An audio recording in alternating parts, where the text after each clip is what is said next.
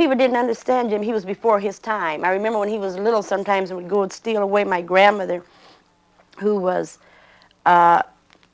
quite old then, in fact, she was a little over 100 years old at that time even, would say, you know, I believe he's been here before, like the old folks use that expression, he's been here before, because he'd be just like a little old man thinking, you know, kind of frowning, just sitting by himself thinking.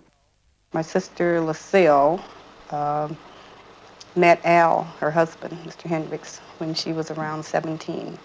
And they were married. It was during the war, and he was about to be sent overseas, going to be drafted. So they rushed into a marriage real quick because they were afraid, you know how youngsters are. So then when he left, she was on her own. She was just a youngster. She didn't want to stay home. Jimmy was born. Let's see. The night that Jimmy was born, he was born in the same hospital she died at, King County Hospital, Harborview.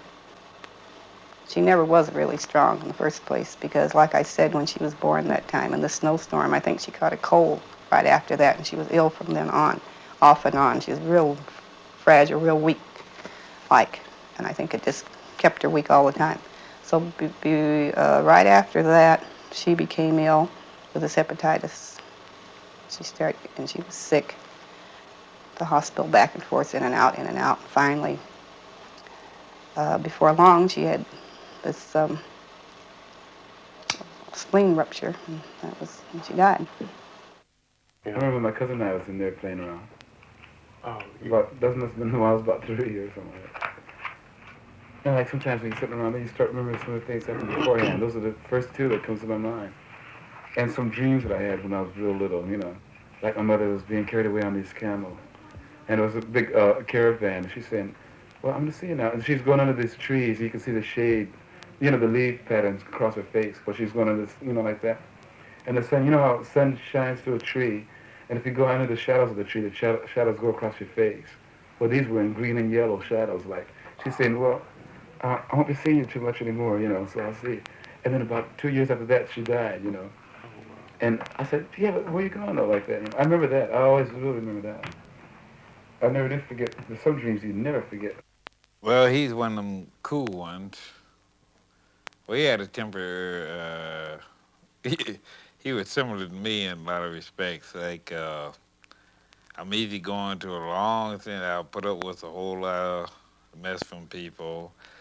I don't like to hurt nobody's feelings. If they ask me 3 or 4 times, they just keep bugging me, and I keep telling them, I say, well, I can't do this, so-and-so. Just like a guy asked me for a couple of dollars. Maybe I got a couple of dollars in my pocket or $4 in my pocket, and I got to do something with it. He said, well, all I need is $2.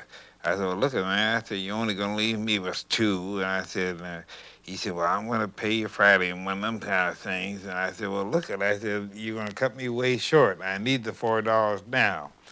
And they just keep bugging you and bugging you. Well, cases like that, sometime I'll snap off. I said, oh, man, I said, you ain't thinking about nobody but yourself. Or sometimes I just give him the $2 just to keep him quiet, just to keep him off my back. Jimmy was the same way. I mean, he didn't like violence or anything of the sort. And he used to go along with people a lot of times when he didn't want to go along with the action, but he just did it just on a kind of, just to keep down a whole lot of hubbub. And that's the way it was with him.